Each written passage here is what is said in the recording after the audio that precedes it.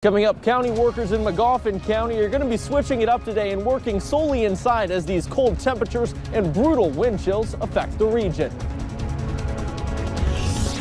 Temperatures will be colder tonight than last night in the mountains. Those details now at 6. Dedicated to Eastern and Southern Kentucky, this is WYMT Mountain News at 6. One more night with dangerous temperatures before we start to gradually warm up. Many schools will remain closed tomorrow due to this Arctic blast. Chief Meteorologist Andrew Dockery tells us just how cold it will get tonight. Andrew? Yeah, Stephen, I think we'll see more school closings throughout the overnight hours, and you can track those on the WYMT app and, of course, on WYMT.com. It's a cold one here in Eastern Kentucky, and you'll notice right now 10 degrees, but a beautiful view out there at the National Weather Service camera in Jackson. In fact, you might be thinking, looks like a great way to end the day, but it feels like 2 degrees, at least in Jackson. Temperatures ranging anywhere from 5 to 20 degrees across Kentucky, 23 in Jacksboro, and the colder temperatures to the north with the wind chill values in the negatives already, and that cold air going to be settling in for tonight with possibly some light snow as well. Notice satellite and radar system number 1 working to the east, and models lately have continued to like a weak hitting disturbance moving through portions of the mountains. Now you'll notice that disturbance working out from the west, but it's going to be very light in nature, and the question is, can it make it here with not much moisture to work with? Of course, we'll keep an eye on that. That Arctic blast continues, but like you mentioned, Steve, we get into the 20s tomorrow. That's a warm-up, right? The upper 20s, then to the 40s, then eventually the 60s by the end of the weekend. A full look at the roller coaster chain ride up coming up here in a few short minutes. All right, Andrew, thank you. As the cold settled in last night, a southern Kentucky fire claimed the life of a 12-year-old boy. The boy was a 6th grader at a school in Science Hill. WYMT's Phil Pendleton has more on what may have caused the fire and the young life it took away.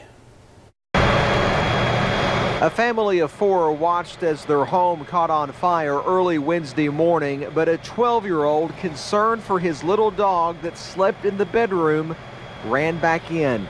Dogs inside that perished, and my grandson went back in after his.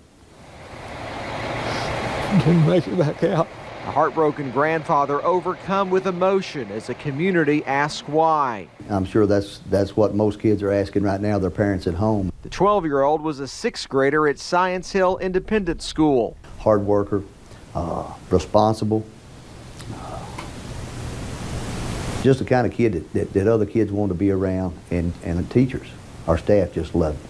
And his grandfather shared with us a promise his grandson once made to him, and his tragic death means he won't be able to keep it. Smart. He told Papa, he said, I will get me a good job when I get big and take care of you when you get old. Grief counselors will help students when classes resume after the cold snap. We're going to love on them, we're going to pray for them, and just ask that God bless in the way that he can. In Pulaski County, Phil Pendleton, WYMT Mountain News.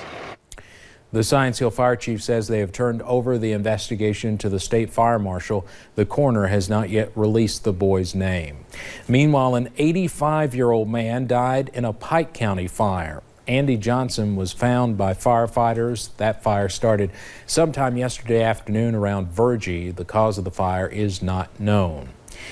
A house fire broke out early this morning in Martin County. Officials with the Warfield Volunteer Fire Department said they got a call around 5:30 this morning that a house about 4 miles from their station was on fire. When they got to the scene, only the top of the house was in flames, but the cold temperatures and wind made putting out the fire more difficult. The Warfield Fire Chief says they have to take special precautions when fighting fires during this frigid weather.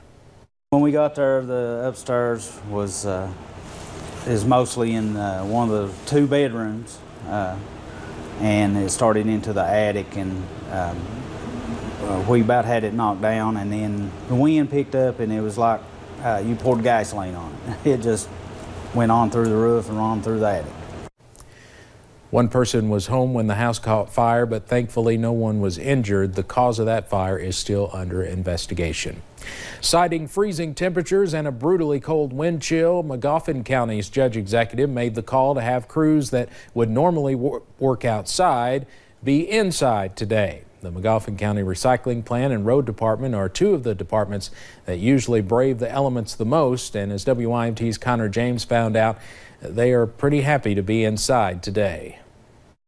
Bitterly cold winds tore through Magoffin County Wednesday. It's brutal. County workers like Brian Russell changing up the routine and working inside. We're appreciative to not have to be out in the cold today. Normally, he and others would be going from business to business collecting recyclables. But with a wind chill in the negative digits, that's not happening for the next couple days. They can bring in their recycling drop-offs. We'll sort through that and do what we normally do every day, but we're usually not all in here at the same time. Over at the county maintenance garage, workers who would normally be out and about, well, it's too cold to work outside. like Daniel Reisner, are tidying up the building instead. Decided to clean this building up and work on a few vehicles here. And with cold temperatures continuing to be on the horizon, he'll be inside for the day. Yeah, and tomorrow too. We are still open. It's not that we're just in here taking a day off. As workers try to stay cozy during some brutally cold temperatures. In Magoffin County, Connor James, WYMT Mountain News. The road crews say they will go out if there is some sort of emergency. Both departments say this should only last a couple of days as temperatures are expected to go back up. In Pike County, Judge Executive Ray Jones called for all senior citizen centers to open today as warming centers for the homeless. And if you head over to WYMT.com, many schools have already closed for tomorrow and churches canceled services for tonight. There will likely be even more delays or cancellations by tomorrow morning. You can also sign up for closing alerts on our news app. Despite the cold and schools being canceled, many students in Letcher County have full stomachs tonight. Letcher County Schools opened the cafeteria at West Whitesburg Elementary for lunch, hoping to help students get food while staying home for the day. WYMT's Will Puckett has more on that. Across the school district, classrooms are empty, but this building was not. And give the students an opportunity to come socialize and have a lunch. And a decision made early Wednesday morning offered kids a chance to do just that. They're going to eat corn dogs, potato wedges. Letcher County Schools opened up the cafeteria at the school adjacent to their central office and fed kids. Carrots and broccoli, fresh carrots and broccoli with fat-free ranch dressing. We have sliced peaches, we have bananas. The decision is an easy one for Nancy Banks, the food service director for Letcher County Schools. That's what we're here for, the kids. Adding that it doesn't matter if they serve one student or hundreds. If we have 5 kids show up that are hungry, I'll feel blessed that we've fed them. As long as these bellies are full, it's a job well done. In Letcher County, Will Puckett, WYMT Mountain News. Banks says roughly 68% of Letcher County students receive free or reduced lunch. These freezing conditions are being described in many ways. One in particular is dangerous. And for people who happen to break down on the roadways without help nearby, it can make matters a lot worse. But a statewide program is helping drivers stay safe, especially during severe weather. WYMT's Justin Case is live at the State Highway Department in Laurel County with a closer look at this program. Justin? Steve, you're right here. I am here at the State Highway Department, actually right in front of 80. Now, this program is called Safe Patrol. It was actually created back in 2007. Now, one of the goals of this program is to just drive around different highways, interstates, parkways, and look for people who are broken down on the side of the road. Now, they can help people with a number of different things like flat tires, empty gas tanks, and they can actually fix your vehicle. If they can't fix it, they'll actually wait with you. And in some cases, one of the guys I just talked with a little while ago said that he will actually bring people inside of his car so they can wait up, they can get warm while they wait for help. Severe weather always makes it worse, you know, but there's always bad situations, and you never know what you're going to find. So, but yeah, if you get out and you run out of gas and it's really, below zero or something, it's really dangerous, and you can't really get away from your vehicle. So you have to be very careful there and make sure you're prepared. Steve, the best part about this program is that it is completely free. It's year-round, actually, but when it's severe like this, when we're seeing the temperatures that we're seeing now, they will actually come in earlier, stay later, just to make sure that anyone stuck on the side of the roadway, even if it's in the late hours of the day, that can help those people. We're going to have much more on this program tonight at 11. Steve? Justin Case, who's from Florida, so I'm just glad you can talk tonight, Justin. Thank you very much. Well, comments about cold weather school closings made by Governor Matt Bevin have caught the attention of weatherman Al Roker. He was pretty critical of the governor while on MSNBC Live with Craig Melvin today. And by the way, I just have to say, this nitwit governor in Kentucky saying that, oh, we're weak. These are kids who are going to be in sub-zero wind chills. No. Cancel school. Stop it. Adults, if they want to be out there, that's great. These are our children. I'm glad you're not a teacher.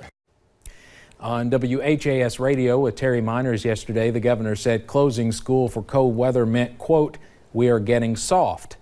Bevin later said he was joking, but added he is concerned about the trends in the country. Effects of the government shutdown have businesses in Laurel County teaming up to lift the burden off of families still dealing with the impact. Centure, along with God's Pantry and several other partnering companies, set aside time during the last 2 weeks to collect enough donations to fill 100 gift baskets for federal employees. Each box contains canned goods, shelf-life milk, boxed goods, and even gift cards from local businesses. I mean, people are going to be feeling the effects of this for quite a while, and in the event that maybe there is another shutdown, we will continue to do whatever we can to help those that have been impacted in our area. If you or a federal worker you know needs a food basket, you can stop by God's Pantry and show proof of employment, or you can call 606-862-6693 to have one delivered. Governor Bevin has hired a husband and wife to get the foster care crisis under control. Chris and Alicia Johnson are charged with lowering the number of Kentucky kids in the state's foster care system. Right now, there are about 9,700 kids in foster care in Kentucky. That number has continued to jump up dramatically during the past few years. The Johnsons have fostered about 40 children through the years.